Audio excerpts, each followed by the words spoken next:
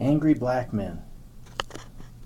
Liberty Mark 222. This is July 8th, 2013. And it's kind of a play on words. You hear about angry white men, but I'm going to talk about angry black men. We've been called the land of the free, home of the brave, but I get a creeping feeling that of this unrest that's descended on poor people, especially black people. No longer do we believe that if we just work hard enough that we'll become millionaires. It seems like the top 1% is getting super rich, while the rest of us are just barely hanging on. We used to be a melting pot. We were proud of that, but now we're like a boiling cauldron where we're just getting cooked. And so, even as hard it is for white people, blacks have it 3 times as hard. So you wonder why black men act the way they do. This is what I call the angry black man.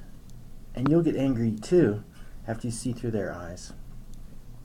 For just a little bit of history now, for hundreds of years, blacks were kidnapped from Africa, sold into slavery by mostly European nations, and brought to America, where they were separated from the family, and their children and their wives were not even their own. They were treated like animals, as preached at that time by Charles Darwin, saying that blacks were not people, but they were another type of animal, which is pretty laughable if you think about it,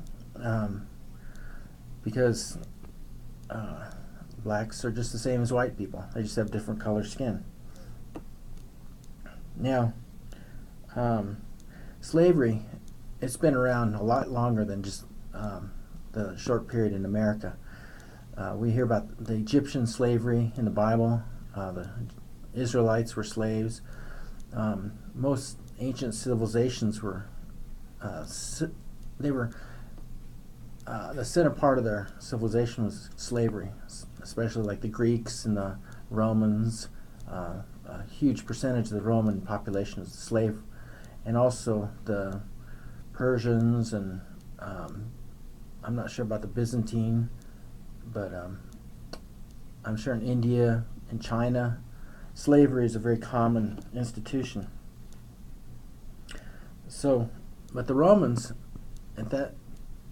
when they had slavery, they could kill their slaves. They could do whatever they wanted with their slaves. They were just like a tool. They weren't like a person. And so, if you think about what that would do to your psyche, how you would become angry, you would feel just worthless. Feel like you have no value whatsoever. And when somebody shames you, that's when you become angry. You become angry when people are shaming you, when they insult you, when they dishonor you. That's what I was going to say. So we look at the black people in this country. Okay, so they came over here originally as slaves, and then after the Civil War, they were able to vote. At least the black men could, right? But very few black men had their own land.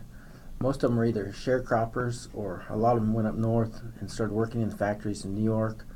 A lot of them went to California, Detroit, and worked in the factories. So it was also illegal for blacks to marry white people until about 1970. So there wasn't this mixture of black and white, which you're getting now actually, but at that time it was illegal for blacks and whites to intermarry. So the black family was actually pretty tight. It was a pretty tight-knit group until about 1970, when Lyndon Johnson started the Great Society and they increased all the welfare. it really disproportionately impacted black families.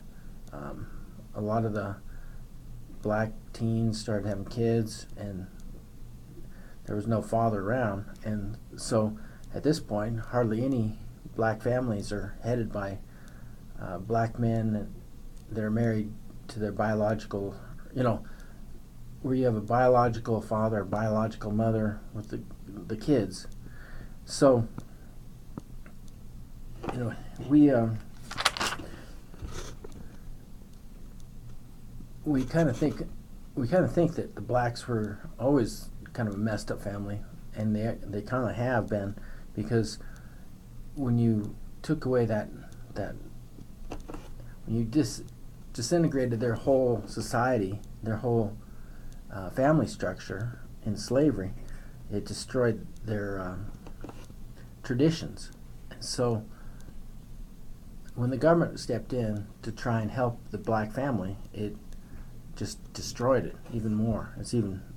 So you basically have about 90% of the black people their families are messed up, and about 10% are doing pretty good. Don't quote me on that. That's probably way off, but I'm just trying to make a point that the black family has been really destroyed, and the black man has not had the kind of prominence in the family as was in the white families or any other European or Spanish or any other kind of culture. Okay, so what do we see now? What's happened now is that since the family's disintegrated, we have the dropout rate is just soared. The number of pregnant teenagers soared.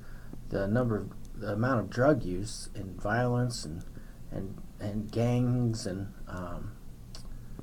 murders, crime, just way higher than the rest of the population.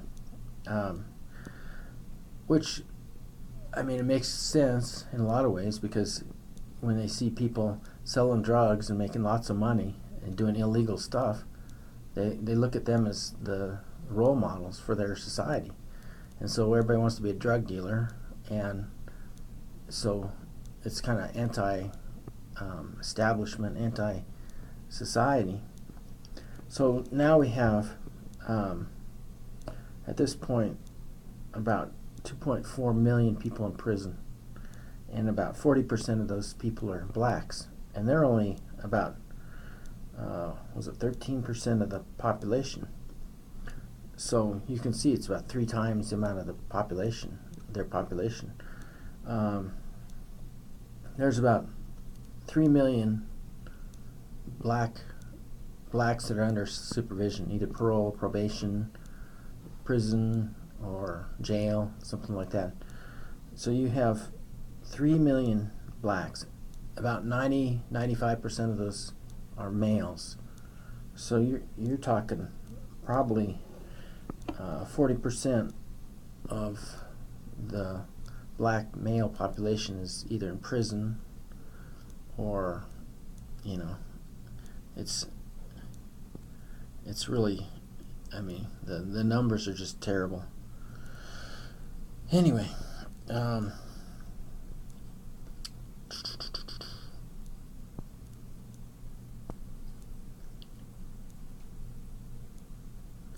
so where is the black man supposed to go? What are they supposed to do? We hear education, we hear about the government helping them out, but it just seems like a ever spinning, out of control, downward motion. The church has not helped. The church is part of the problem, I think. I don't know. I think that there's going to be a huge explosion of anger here, especially this Trayvon Martin case. So just pray for the black people. Thanks. Liberty Mark 222.